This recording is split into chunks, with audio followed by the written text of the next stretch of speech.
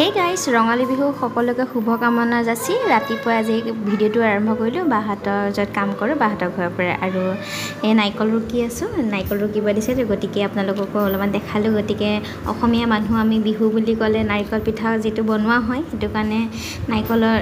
আৰু এতিয়া বতৰটো গৰম ঠাণ্ডা পৰিছে অলপ গাটো গোঁসাই ঘৰত চাকি তাকি দি প্ৰসাদ দিছে গোঁসাই আৰু ইফালে দেউতাককো চাকি এগছ দি সেৱা চেৱা কৰি ল'লে আৰু লগতে আমিও কৰিলোঁ ইফালে গৰু বিহুৰ দিনা গা চা ধুৱাবলৈ কোনো কিছু নাই গতিকে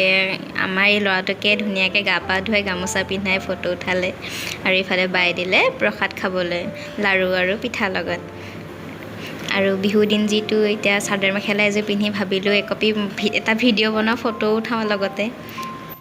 চাদৰ মেখেলাযোৰ পিন্ধি ফটো উঠাওঁ বুলি কওঁতে বা ছোৱালীজনী আহি পালে গতিকে তাইকো মেকআপ কৰি চাদৰ মেখেলা এযোৰ পিন্ধাই দিলোঁ